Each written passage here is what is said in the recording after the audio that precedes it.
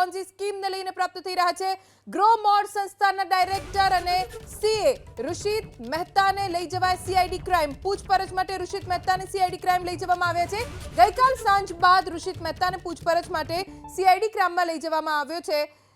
ભૂપેન્દ્ર ઝાલાને લઈને એક બાદ એક કડી મેળવી રહી છે પોલીસ। અને ક્યાં છે ભૂપેન્દ્ર ઝાલા તેને લઈને તપાસ એક તરફ ચાલુ છે તો બીજી તરફ પૂછપરછ માટે ઋષિત મહેતાને સીઆઈડી ક્રાઇમ લઈ જવામાં આવ્યો છે।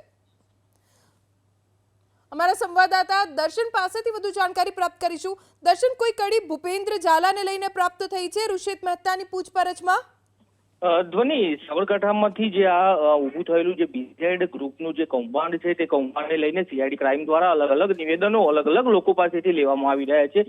ત્યારે જે બીઝેડ ગ્લોબલ એજ્યુકેશન જે હતું તેને ગ્રોમર પાસેથી ખરીદી લેવામાં આવ્યું હતું ને તેનો જે કેમ્પસ ડાયરેક્ટર છે તે સીએ તરીકેની પણ ભૂમિકા ભજવતો હતો। તેની લગભગ 3 વાર તો અગાઉ પૂછપરછ થઈ ચૂકી છે। ત્યારે ગઈકાલે સાંજ બાદ પણ ફરીથી એકવાર ઋષિત મહેતાને સીઆઈડી ક્રાઇમ દ્વારા પૂછપરછ માટે લઈ જવામાં આવ્યું છે। જે પ્રકારની માહિતી મળી રહી છે તે પ્રમાણે સીઆઈડી ક્રાઇમ દ્વારા ભૂપેન્દ્રસિંહ ઝાલાના જે નજીકના જે વ્યક્તિઓ છે તે વ્યક્તિઓને અત્યારે હાલ રડારમાં લેવામાં આવે છે અને પૂછપરછ હાથ ધરવામાં આવી છે। સૌથી નજીકનો વ્યક્તિ ગણાતો જે ઋષિત મહેતા છે તે ઋષિત મહેતાની પૂછપરછ હાથ ધરવામાં આવી છે। તે સીએ તરીકેનું બી કામ કરતો હતો, એટલે કે બીઝેડ ટ્રેડર્સ જે હતું તેનું પણ એકાઉન્ટિંગ જોતો હતો, એટલે મહત્વની કડીઓ ત્યાંથી મળી શકે એવી છે।